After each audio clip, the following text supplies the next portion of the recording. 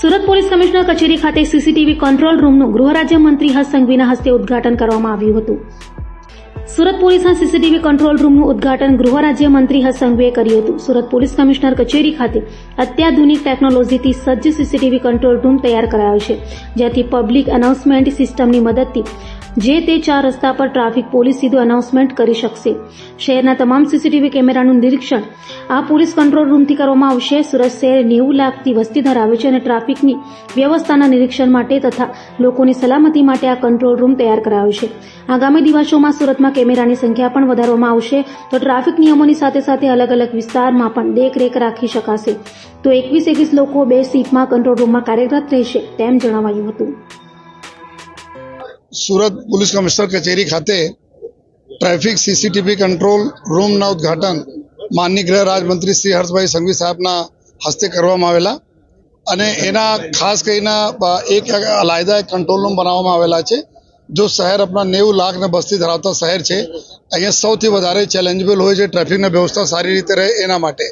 તો ટ્રાફિકના વ્યવસ્થા જોવા માટે તમામ જંકશન્સ જેટલા છે અત્યારે અહીંયા 800 જેટલા કેમેરાઓના સુપરવિઝન ટ્રાફિક માટે થઈ રહ્યા છે અને આવનાર દિવસોમાં ઓર કેમેરામાં ઉમેરો કરવામાં આવશે. અને મુખ્ય પર્પસ એના એવું છે કે ક્યાં ક્યાં કોઈ ટ્રાફિક જામની વ્યવસ્થા આવી રહ્યા છે, ક્યાં ક્યાં લોકો જો રોંગ સાઈડ આવી રહ્યા છે, રેડ લાઇટના વાયલેશન કરી રહ્યા છે જેથી લોકોની જિંદગી જોખમાય.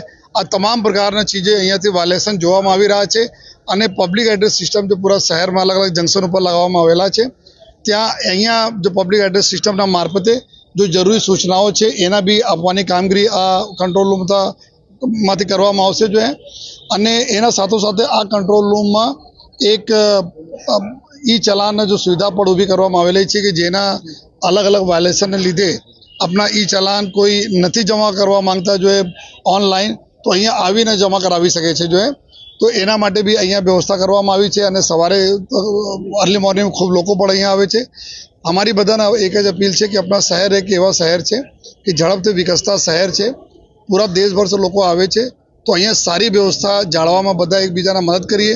અમે ઈચ્છીએ છીએ કોઈને અહીંયા ટ્રાફિક ચલાનના જો પૈસા જમા કરવા માટે નહીં આવવા પડે, તો એવા જે લોકો અપીલ કરીએ છીએ કે કોઈ પણ સંજોગોમાં ઓવર સ્પીડિંગ કરવાના, રેડ લાઇટ તોડવાના અથવા જો રોંગ સાઇડ્સ આવવાના નહીં કરવું જોઈએ. અને આવનાર સમયમાં જો અહીંયાથી અમારા સતત જેટલા 21 જેટલા પોલીસના જવાનો અમારા ખાસ કરીને જો અમારી મહિલા પોલીસ છે, આ લોકો સતત 24 કલાકના શિફ્ટમાં 21-21ના એક શિફ્ટ રહેશે. આમાં આ લોકો અહીંયાથી જો પૂરા શહેરના ટ્રાફિક વ્યવસ્થા જાળવશે. સાહેબ, ખાસ કરીને વાત કરીએ તો હજુ બી બીઆરટીએસ પથરા કેટલી જગ્યા પર મૂકી રાખવામાં જેના લીધે કલાકો ટ્રાફિક જામ થાય રહી છે.